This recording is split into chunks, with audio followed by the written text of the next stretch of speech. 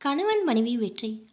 கோவை மாநகரில் பீலைமேடு பகுதியில் கணவன் மனைவி இருவரையும் சுற்றி பத்திரிகையாளர்கள், ஊடகங்கள் அனைவரும் சுற்றி புகைப்படம் எடுக்கின்றனர், பேட்டிகள் எடுக்கின்றன. ஏனென்றால் கணவன் மற்றும் மனைவி இருவரும் இந்திய குடிமை பணி தேர்வான ஐஏஎஸ் ஐபிஎஸ் தேர்வில் மாபெரும் வெற்றி மற்றும் தேர்ச்சி பெற்றுள்ளனர். கணவன் பெயர் விவேக், மனைவி பெயர் மதுமிதா. இருவருக்கும் ஒரு ஆண் குழந்தை உள்ளது. அவனின் பெயர் ரோஹித். ஊடகங்கள், பத்திரிகையாளர்கள் இருவரையும் புகைப்படம் மற்றும் பேட்டி எடுக்கும் பொழுது தங்கள் மகன் ரோஹித்தோடு சேர்ந்து நிற்கின்றனர்.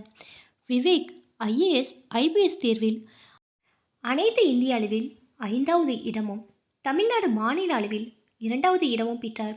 மதுமிதா ஐஏஎஸ் ஐபிஎஸ் தேர்வில் அனைத்து இந்திய அளவில் 4வது இடமும், தமிழ்நாடு மாநில அளவில் முதலிடம் பெற்றார். இருவரும் பேட்டியளிக்கும் போது சோதனை இல்லாமல் ஒரு சாதனை இல்லை, வழி இல்லாமல் ஒரு வெற்றி இல்லை. நிறைய சோதனைகளை சந்திச்சு, நிறைய வழிகளை, கஷ்டங்களை அனுபவிச்சு தான் நாங்கள் உங்கள் முன்னாடி நின்றுக்கிட்டு இருக்கோம். வாழ்க்கையில் தோல்விகள், சோதனைகள், வழிகள், வேதனைகள் வரதான் செய்யும். அதை கண்டு நாம் மனசு ஒடிஞ்சு போகக்கூடாது, தளரக்கூடாது. வேடிக்கை பார்க்குறவனை விட முயற்சி செய்து தோல்வி அடைகின்றவன் அதுக்கு எவ்வளவோ மேல். மறுபடியும் நீங்கள் வெற்றி பெற வரைக்கும் விடாமுயற்சி செஞ்சுக்கிட்டே இருங்க. ஒரு நாள் வெற்றி உங்கள் வசமாகும், அந்த வானம் உங்கள் வசமாகும். விடாமுயற்சியை இன்னைக்கும் கைவிடாதீங்க. பிறகு எங்களை பற்றி சொல்லணும்னா என்று பேச ஆரம்பிக்கிறார்கள். கதை பின்னோக்கி கடந்த காலத்துக்கு செல்கிறது.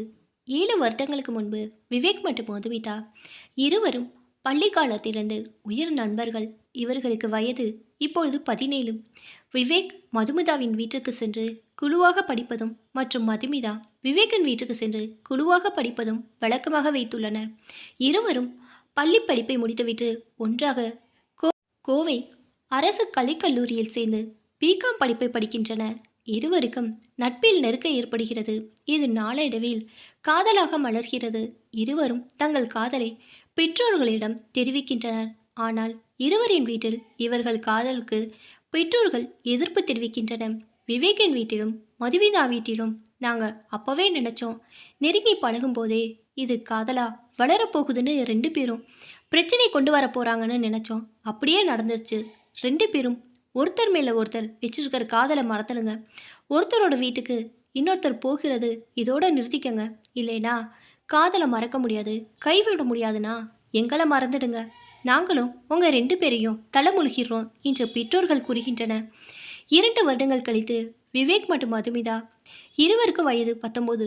பிகாம் இறுதி ஆண்டு படிக்கின்றனர். ரகசியமாக சார் பதிவாளர் அலுவலகம் சென்று தங்கள் திருமணத்தை பதிவு செய்கின்றனர். ரகசிய திருமணம் செய்து கொள்கின்றனர். மாலையும் கழுத்துமாக திருமண கோலத்தில் விவேக் மற்றும் மதுமிதா இருவரும் தங்கள் பெற்றோர்கள் வீட்டின் முன்பு நிற்கின்றனர். பெற்றோர்கள் இருவரையும் வீட்டில் சேர்க்க மறுக்கின்றனர். வந்த வழியாகவே திருப்பி அனுப்புகின்றனர். இருவரும் வாடகை வீடு அமையும் வரை தற்காலிகமாக விவேக்கின் தாய்மாமா வீட்டில் தங்குகின்றனர். விவேக்கின் தாய்மாமா இருவருக்கும் தனது வீட்டில் அடைக்கலம் தருகிறார்.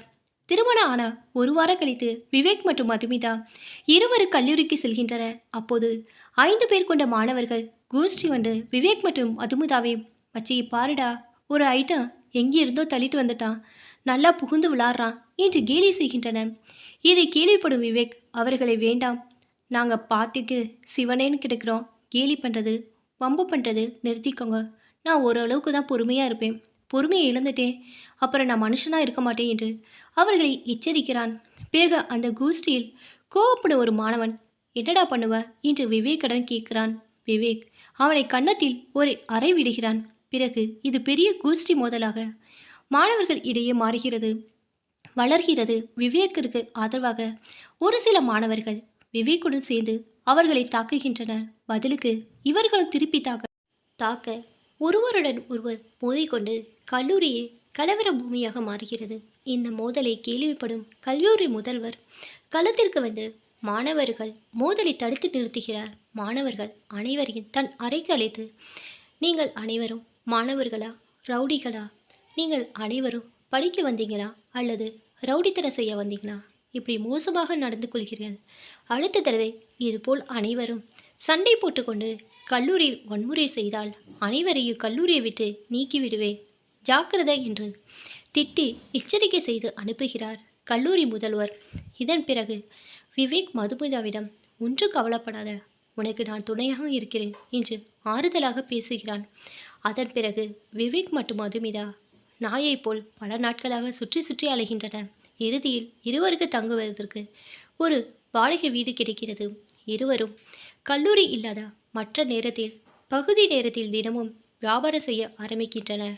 பனிக்குள் ஐஸ்கிரீம், மிட்டாய் விற்கின்றனர் மற்றும் எலுமிச்சைப்பழ பானம், சோடா வியாபாரம் செய்கின்றனர். வியாபாரத்தில் வரும் வருமானத்தை வைத்து இருவரும் மாதம் மாதம் வாடகை பணத்தை செலுத்துகின்றனர். ஒரு வருடம் கழித்து விவேக் மற்றும் மதுமிதா, இருவருக்கு வயது 20, இருவரும் பிகாம் பட்டம் படிப்பை முதல் வகுப்பில் தேர்ச்சி பெற்று முடிக்கின்றனர். இளங்கலை பட்டதாரிகள் ஆகின்றனர். மதுமிதா கர்ப்பமாகிறாள். ஒரு வருடம் கழித்து விவேக் மற்றும் மதுமிதா இருவரும் அம்மா மற்றும் அப்பா ஆகின்றனர். ஒரு அழகான ஆண் குழந்தையை பெற்றெடுக்கின்றனர். அதற்கு ரோஹித் என்று பெயர் சூட்டுகின்றனர். இருவரும் தொலைதூர கல்வியில் எம்காம் படிக்க ஆரம்பிக்கின்றனர். ஒரு பக்கம் தன் வருமானத்திற்காக வியாபாரம் செய்கின்றன. வழக்கம் போல் பனிக்குள் மிட்டாய் வியாபாரம் செய்கின்றன மற்றும் எலுமிச்சப்பழம், சோடா வியாபாரம் செய்கின்றன. மறுபக்கம் தொலைதூர கல்வியில் எம்காம் படிக்கின்றன. 2 வருடம் கழித்து இப்பொழுது விவேக் மற்றும் மதுமிதா, இருவருக்கு வயது 22, எம்காம் படிப்பை தொலைதூர கல்வியில் வெற்றிகரமாக முடிக்கின்றன. இதற்கிடையில் தங்களின் கைக்குழந்தை ரோஹித்தையும் கவனித்துக் கொள்கின்றன. அதன் பிறகு வியாபாரம் செய்து சம்பாதித்த பணத்தில் விவேக் மற்றும் மதுமிதா இருவரும் ஐஏஎஸ், ஐபிஎஸ் பயிற்சி நிலையத்தில் சேருகிறார்கள். ஒரு பக்கம் ஐஏஎஸ், ஐபிஎஸ் தேர்வுகளுக்கு நன்றாக படிக்கின்றன. நன்றாக தயாராகி கொண்டிருக்கின்றன. இதற்கிடையில் தங்களின் கைக்குழந்தை ரோஹித்தையும் கவனித்துக் கொள்கின்றன. 2 வருடங்கள் கழித்து விவேக் மற்றும் மதுமிதா, இருவருக்கு வயது 24, அந்த நாள் வந்துவிட்டது. அனைவரும் எதிர்பார்த்த ஐஏஎஸ், ஐபிஎஸ் தேர்வை இருவரும் எழுதுகிறார்கள். முதல்நிலை தேர்வு மற்றும் முதன்மை தேர்வில் தேர்ச்சி பெற்று மாபெரும் வெற்றி பெறுகிறார்கள். அதன் பிறகு அனைவரும் எதிர்பார்த்த விறுவிறுப்பான இறுதி சுற்றான நேர்முக தேர்வு வருகிறது. புதுடெல்லியில் உள்ள ஒற்றைய அரசு பணியாளர் தேர்வாணையம் அலுவலகத்தில் நடக்கிறது. விவேக் மற்றும் மதுமிதா தங்கள் செயல்திறனை நன்றாக வெளிப்படுத்துகின்றன. எல்லா கேள்விகளுக்கும் நன்றாக சாதுரியமாக பதிலளிக்கின்றன. அதன் பிறகு விவேக் மற்றும் மதுமிதா இருவரின் திறமையை கண்டு வியக்கும் தேர்வாளர்கள் அவர்களிடம், எந்த ஊரில் உங்களுக்கு பணி நியமனம் வேண்டும், எந்த பிரிவில் உங்களுக்கு பணி வேண்டும், ஐஏஎஸ்ஸா ஐபிஎஸ்ஸா என்று கேட்கிறார்கள். அதற்கு விவேக் மற்றும் மதுமிதா, எனக்கு ஐஏஎஸ் தான் வேண்டும், என் பிறந்த ஊரான கோவையில் எனக்கு பணி நியமனம் வேண்டும் என்று பதிலளிக்கிறார்கள். ஐஏஎஸ், ஐபிஎஸ் தேர்வு முடிவுகள் வெளியிடப்படுகின்றன. கணவர் விவேக் ஐஏஎஸ், ஐபிஎஸ் தேர்வில் அனைத்து இந்திய அளவில் 5வது இடமும் தமிழ்நாடு மாநில அளவில் 2வது இடமும் பெறுகிறார். மனைவி மதுமிதா ஐஏஎஸ், ஐபிஎஸ் தேர்வில் அனைத்து இந்திய அளவில் 4வது இடமும் தமிழ்நாடு மாநில அளவில் முதல் இடமும் பெறுகிறார். கணவர் விவேக் மற்றும் மனைவி மதுமிதா மகிழ்ச்சியில் தங்கள் மகன் ரோஹித்தை தூக்கி தூக்கி கொஞ்சுகின்றனர். ரோஹித்திற்கு இப்போது வயது 3. அப்பொழுது விவேக் மதுமிதாவை பார்த்து, டார்லிங், நாம் சாதிச்சிட்டோம், நம்ம காதலில் ஜெயிச்சிட்டோம், வாழ்க்கையில் கூட ஜெயிச்சு காட்டிட்டோம், நம்ம தெய்வீக காதலர்கள் எல்லாம் முன்மாதிரி. ஆனால் இதெல்லாம் பார்க்க நம்ம அப்பா அம்மாவுக்கு கொடுப்பன இல்லை என்று சொல்லி ஆனந்த கண்ணீரில் அழுகிறார் மதுமிதா. விவேக்கை பார்த்து, ஆமாச்செல்லம், டார்லிங், நம்ம வாழ்க்கை காதல் ரெண்டுலையுமே ஜெயிச்சிட்டோம், இதெல்லாம் பார்க்க நம்ம அப்பா அம்மாவுக்கு கொடுப்பன இல்லை என்று சொல்லி அவரும் ஆனந்த கண்ணீரில் அழுகிறார். விவேக்கின் தாய் மாமா மற்றும் அத்தை இதெல்லாம் கேள்விப்பட்டு செல்கின்றனர். விவேக்கை கட்டிப்பிடித்து முத்தமிட்டு பாராட்டுகின்றன. மாப்பிள்ள கலக்கிட்ட, பிச்சு தள்ளிட்ட, தூள் கிளப்பிட்ட என்று சொல்கின்றன. இந்த காட்சியெல்லாம் ஊடகங்கள், பத்திரிகையாளர்கள் புகைப்படம் எடுத்து கேமராவில் பதிவு செய்து மகிழ்கின்றன.